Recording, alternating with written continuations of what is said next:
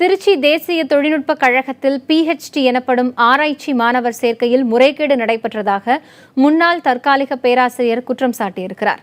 திருச்சி தேசிய தொழில்நுட்ப கழகத்தில் தற்காலிக பேராசிரியராக பணியாற்றிய கார்த்திக் என்பவர் தகவல் அறியும் உரிமை சட்டத்தின் கீழ் கிடைத்த தகவல்களின் அடிப்படையில் இந்த குற்றச்சாட்டை முன்வைத்துள்ளார்.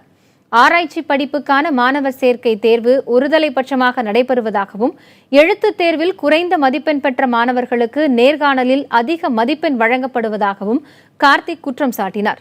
முதலில் பென்சிலில் எழுதப்படும் மதிப்பெண்கள் பிறகு பட்டியலை சரிபார்த்து மாற்றப்படுகிறது என கூறும் கார்த்திக், ஆராய்ச்சி மாணவர்களுக்கு வழங்கும் தொகையிலும் ஊழல் நடைபெறுவதாக குற்றம் சாட்டியுள்ளார்.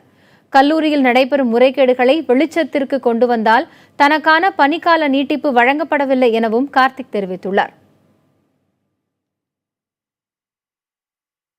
நான் நேர்மையாக இருந்ததுனால எனக்கு பணி போயிடுச்சு, எனக்கு சம்பளம் போயிடுச்சு, எனக்கு கெட்ட பேர் வந்திருக்கு. மேலும் என் மேலே பழி சுமத்தவும் பல திரைமறை வேலைகள் நடந்துகிட்டு இருக்கு.